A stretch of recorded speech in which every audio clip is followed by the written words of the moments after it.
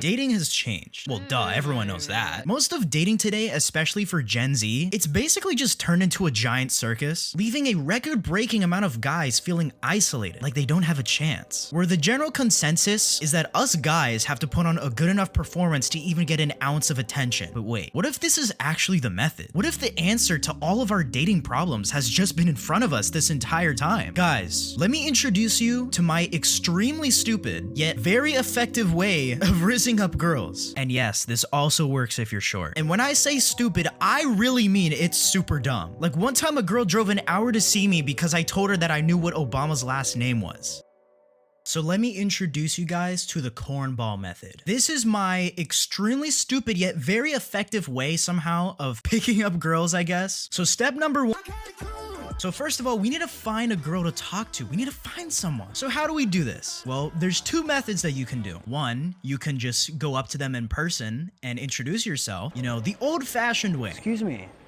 I'm sorry to interrupt you. I know this is like super random, but I don't know where you're coming from or where you're gonna go to, but someone just did like the most torrential fart of all time over there. Or you can do option number two and reach out to them online, whether that be over Instagram, dating apps, or various other methods. I don't know, freaking Roblox or something. Now there's various pros and cons to each method here. One of them being is that you do need to be at least somewhat attractive. I'm not gonna sugarcoat it. Attractiveness does matter. However, that doesn't mean you need to be a 10 out of 10 model or something. Y'all can debate me if I'm wrong here, but as long as you're above a 5 out of 10 in terms of looks, then you can actually do pretty well. I wouldn't say I'm that attractive of a guy myself, but I wouldn't consider myself ugly either. If I had to give myself a rating of where I see myself on the attractiveness scale, I'd probably have to rate myself around here. Though on a good day, I could probably bump that up somewhere over here. Here, I'll even give y'all my stats. I'm a whopping 5'6" at 165 pounds. By most people's definitions, I'm a short guy. There's no secret that women have a preference for men over 6 foot, so I'm at a huge disadvantage. But that didn't stop me. Yeah, you can't control how tall you end up being after your growth plates close up. But what you can do is control the things that arguably matter even more. You'd be surprised what the average person can do if they actually just tried a little bit. And when women say they want a tall man, normally all that means is that they just want someone that's just a little bit taller than them. Most women are around 5'4" or below anyways. So no, it's not over for you if you're below 6 foot. Most people are anyways. It just means you're looking at it the wrong way. Sorry for going on a little rant there. That's just a big point of contention I see for a lot of guys. Okay, for real this time. The pros and cons of shooting your shot in person. Let's start with the pros. You are no longer just a random person in her DMs because you quite literally just spawned in front of her. You cut through all the noise and immediately have their attention. Catfishing is also non-existent because, well, you see her right in front of you. Now the cons. Rejection hurts a lot more. You have no idea if they're single or not. I really appreciate it, but I am dating someone. And it's scary.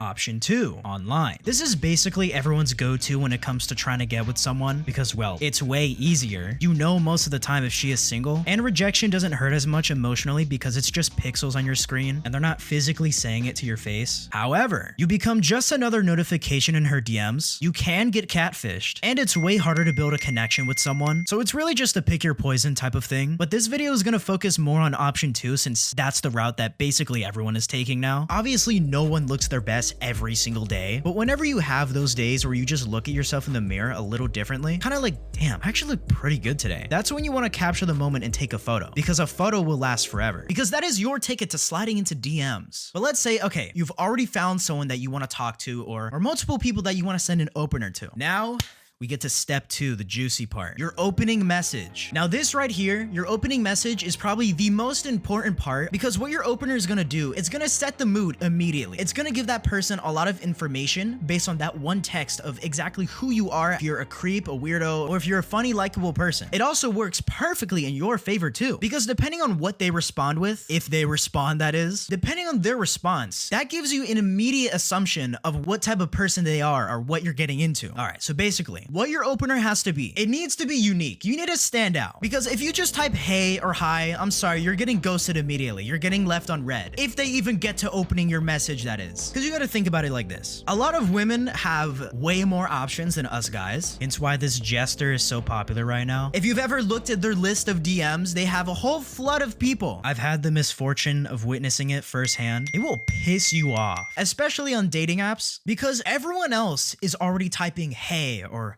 hi. You need to be different. You need to capture their attention. You need to send something that makes them curious. My absolute go-to opener, the one thing that I use all the time, whatever their name is, I don't know, insert name, and you just follow it with all caps, you are not going to believe this. So now immediately you stand out. Amongst all the heys, highs, you immediately capture their attention with, you're not gonna believe this. Well, what am I not gonna believe? Like, what is it that is so important that this person needs to tell me? So now we move on to step 2. They've probably opened your message and you've gotten a response. So now this is the make or break. Depending on how they respond, it's gonna give you a lot of information on what type of person they are. So if they match your energy and they respond with all caps, what? Or what is it? Or what could it possibly, I don't know, anything that symbols that they're matching your energy. Now, red flags that I look out for when using this method or opening with this message is if they respond with all lowercase what? Or if they just put one question mark, because immediately that tells me right then and there that they are not interested and that they are very boring of a person, probably going to be very boring to talk to. And this has proven me correct so many times. It's probably not going to get past that if that's how they respond. But let's say you do. Now, what do you say? What do you say after this? A new method I've been trying out is the Justin Bieber method, which is just as stupid as it sounds. So essentially, I'll follow up that method with, okay, hear me out. And then I go, I know you love me. I know you care. I put like a little image of Justin Bieber from like 2010.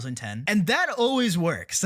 Like, most of the time you get a response from that. Like, that's creative because no one does that. Or another one, this is for really funny people. Do keep in mind though, you probably are gonna get ghosted a lot of the time, but whenever you do get responses from this, they do work very effectively. It's a very good way to get engaging responses. If you guys have been on the internet for a while, you've probably remembered the old meme from like, I don't know, maybe like 2019 it was now, where it was a whole thing of trying to find out what Obama's last name was. Now, obviously common sense, you know, everyone knows Obama's last name was Obama, but obviously we're playing stupid here. We're playing dumb. So we need to play into this because we're being cornballs right now. We're being funny. Funny quotation marks. Here, I'll even put up a live example. I don't know how I did this. I don't know how I managed this, but I managed to turn this conversation dry into very engaging using this. So basically, you know, I did the typical opener, you know, insert name. Oh my goodness, you're not gonna believe this. And then they're interested, like, okay, what is it? Okay, I know what Obama's last name is. What? No way! Continuing off of this is sometimes a lot easier said than done because you actually have to think of something. So sometimes, you know, if they're like, oh damn, that's so sad, I can't believe that happened, I'll say something along the lines of, yeah, I know, this is so sad. Here, you want to go commit arson together in retaliation? That's a pretty good one. Then after that, if everything goes well, boom, you have successfully rizzed someone up. Now, this is the point where you get them on a different platform. Either you get them over text messages or you transfer them from a dating app onto like Instagram or something. Ideally, if you want to get serious with this person, then you'd want to put them over on text messages because putting them on Instagram just puts you among an even different list of people. So typically, if I'm transferring someone over to Instagram, what I do beforehand is I use it as an excuse to send them reels, to send them like brain rot Instagram reels. So what I do is before I do that, I ask them a question. I go, okay, actual serious question for you now. Then they get curious. They're like, okay, what is it? Then what I say is, on a scale from 1 to 10, how terrible would you say your humor is? And then this is the real kicker right here. This is what you got to say afterwards. I put my reasoning as, because I want to know if I can be funny with you or not. So right then and there, they already thought like, okay, that was pretty interesting opener. I've never seen that before. Hold on. If he can be funny with me, I thought that was already pretty funny. Like, how much more different could it get? So at this point, now they're inclined to respond with a good response. I don't know. Give me a scale. Like, what type of scale is this? So I'll go a 1 out of 10 being like Facebook mom type of humor, Facebook minions type of stuff. Then 10 being absolute peak brain rot. Because this is how you get the funny girls. You know how they always talk about how there's a lot of girls that don't have a sense of humor? Well, this is how you filter them out. This is how you get the funny ones. And now that I explain it, I really didn't realize how philosophical and deep this method was. Then they're inclined to respond with, you know, a more brain rotted response with like maybe 8 out of 10, 9 out of 10, maybe 10 out of 10 if they're really fun.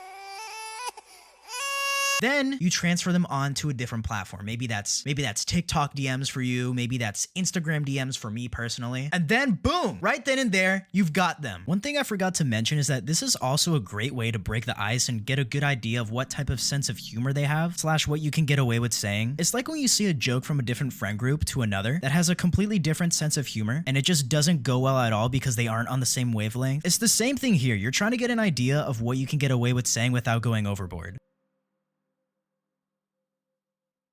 You don't want to send too many videos though. Typically 2 or 3 is a good range to get a sense of how they are. Then you want to move things forward after that. Because if all you do is just send videos back and forward and it never moves past that, I'm sorry, you've been friend zoned. Your chances of making anything happen from that point are pretty slim, so you might as well just cut your losses and move on. Alright, you've gotten to know each other a little bit as people, you know, you've sent some reels together. You want to escalate things a little bit. You want to sexualize the conversation a bit. You want to move things forward. So what you do is you send a picture of your PP, is what I would say if I was really stupid. No, you don't ever do that because it's just not applicable. I'm sorry guys, just don't do it. Because not only is that the fastest way to get blocked, if that's what you open with. I mean, if you're trying to go for world record fastest getting blocked speedrun, then I guess go right ahead. You're probably in contention for the world record fastest time. The main issue here guys run into when using a photo of the schlong is that they send it way too early. Like you just matched with her and you've opened up with that straight away. Yeah, no wonder you got blocked. You essentially just did this. There's also the added risk that if you do send something like that, you better hope this girl isn't crazy because you've just opened yourself up to getting blackmailed with your own PP. It's just not worth it to send, and it's honestly just not necessary at all. There's plenty of other ways to sexualize the conversation without the need for that photo, and sometimes women will just straight up do it for you. So it needs to be a little bit more later into the day, you know, closer to nighttime, because that's when the mood comes out. You can't just do this first thing in the morning or midday. I'm sorry, it's just not gonna work. So sometimes what I'll use is, this works like both ways if you have them on like TikTok, Instagram, or over text messages. Text messages is ideally more serious. So how I'll transition the conversation into a more sexual tone is I'll take whatever we are talking about in that moment and try to hint at more intimate things. I'll show an example here. Notice the time. We were talking about music. I brought up a song from Cigarettes After Sex. You can see I put a few emojis there. That's just how I text. If you've ever DM'd me on Instagram or anywhere else, you'll notice that I use a lot of emojis. There's really no reason for it in particular. I just do it to make things feel less serious because I do like trolling half the time. But anyways, so she agrees with me and goes to listen to the song I just mentioned. So I take the opportunity to move things forward. Don't be surprised if my hand ends up on your thigh as a result. 10 minutes go by and she doesn't respond, so I play with the fact that she's listening to music there. Then she responds. And she's clearly on board with it, so I move things forward even more here. Maybe a little makeout sesh to go with it. And you can see clearly she's on board with where this is going. The key here is to treat her like a normal human being beforehand, because believe it or not guys, women are actually real people too. I know this is a crazy concept to grasp. That's what this is here. We were just having a normal conversation and connecting over common interests, and after a little bit you move things forward. I normally do this all within the first day or two of us matching or meeting each other. This is also why most guys get friend zoned, because they never end up moving things forward. If I'm being like really blatant, a way that I'll transition the conversation into a more different tone, both of you need to be somewhat in the mood. So what I'll say is, insert name. You know what your pictures are missing? They'll say, okay, what are my photos missing? If you've been going to the gym a little bit, this should work out like really well. And then you respond with, my arms wrapped around you. That's a pretty good way. That works decently enough most of the time.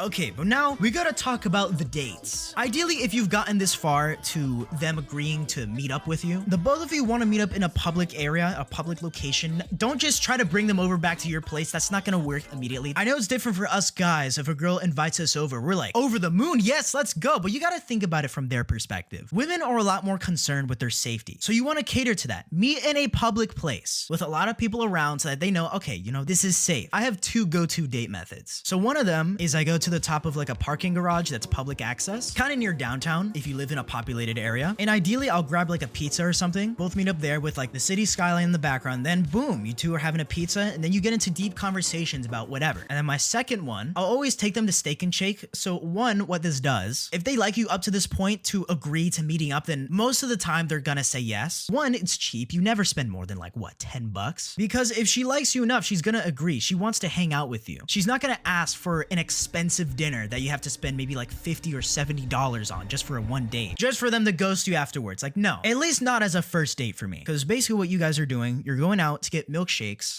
If you're in the restaurant, or if you guys prefer sitting in the car, that also works too. Makes it easier to move things forward. You guys have some milkshakes together, and most of the time this always leads to very deep conversations about anything. So this is where you're really building a connection now. Now you two are growing closer together. And at worst, if it doesn't work out, then oh no, I spent $10 on the date. I'm so devastated. Rather, if I spent like 50 to 70, you know, that would hurt a little bit. To really seal the deal, what we need to do is you need to initiate the first.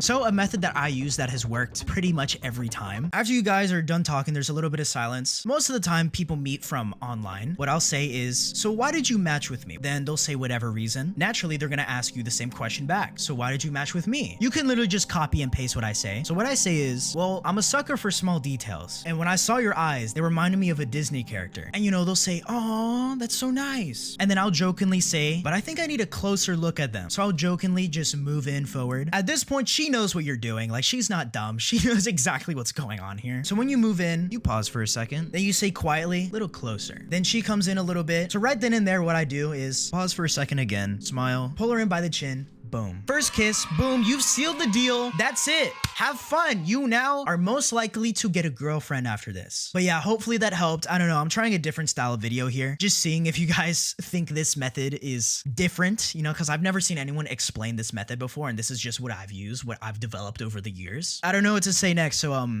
goodbye. Use the right lane to take exit 39BA onto I-90, then keep left.